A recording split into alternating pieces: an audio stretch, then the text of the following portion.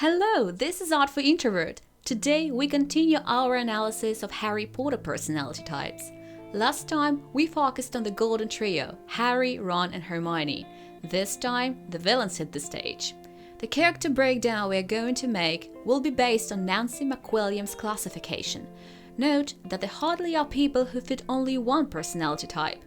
We will concentrate on the most striking features and assign specific personality types to the characters.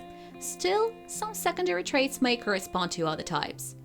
Let's start with the antagonist of the novels and movies about Harry Potter, Lord Voldemort. Seeking power over everyone and everything, Lord Voldemort is ready to pay all the costs, and nothing can stop him.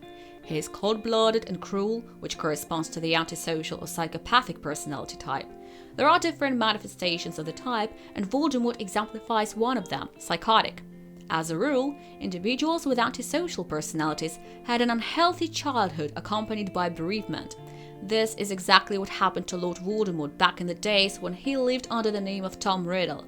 His father abandoned the family before Tom was born, and he spent most of his childhood in an orphanage. Lack of support made him develop an obsessive desire to confirm his omnipotence in adulthood. Psychopathic personality type also manifests itself in extremely aggressive behavior. It's true about Tom because he's perfectly aware of the power he developed and does not hesitate to use it. Tom Riddle, like all the people with such a personality type, cannot settle with less than the best. For example, simple things like a cup of coffee in the morning would not satisfy them. Moreover, these individuals might enjoy hurting others. Remember how delighted Lord Voldemort was when he used the unforgivable curses. He also humiliated people to build up his confidence and self-esteem. Lord Voldemort's witch hunt on mudbloods was a compensatory mechanism as his father was a Muggle. Psychopathic personality individuals consider emotions a weakness that makes them vulnerable. They cannot put up with empathy and emotional connection. The only emotions they can live with are hostility, despisal, and fear. So, how do people who lack emotional intelligence interact with the world? Like Lord Voldemort, through direct manipulations. The next character to analyze is Draco Malfoy.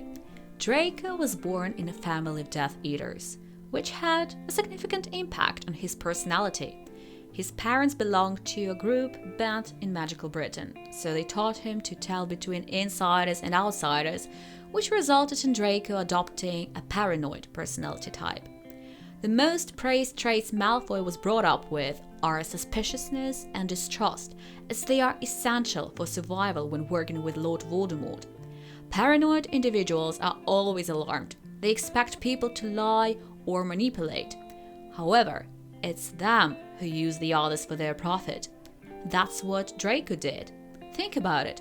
Draco did not have friends. His minions, Crabbe and Goyle, were nothing but errand boys.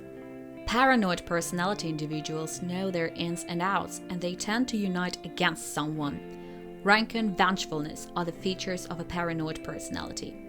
For example, Draco is often paralyzed with fear and reacts to it in a violent manner.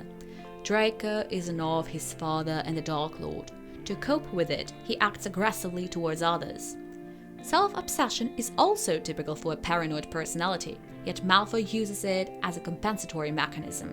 As a result, criticism and humiliation are his second nature, which is evident from Malfoy's behavior. If you want to dive deeper into personality types, take our course Clinical Psychology. You'll learn how to approach different people and how to distinguish between a healthy personality and pathology. The link is in the bio. The next character we will analyze seems to be the most controversial one in the whole Harry Potter saga. We'll talk about Severus Snape.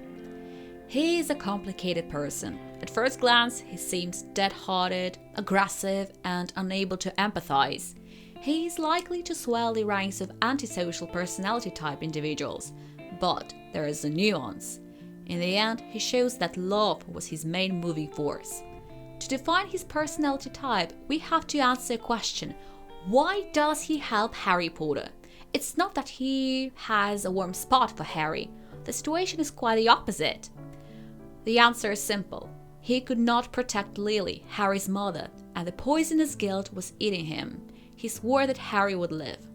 There is no coincidence that Snape has always liked Malfoy. They share personality type, paranoid one.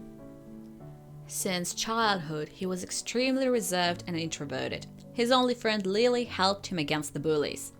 At the same time, Snape is smart and ambitious. He is the half-blood prince who had dared to make corrections in the potions textbook, which Harry used later.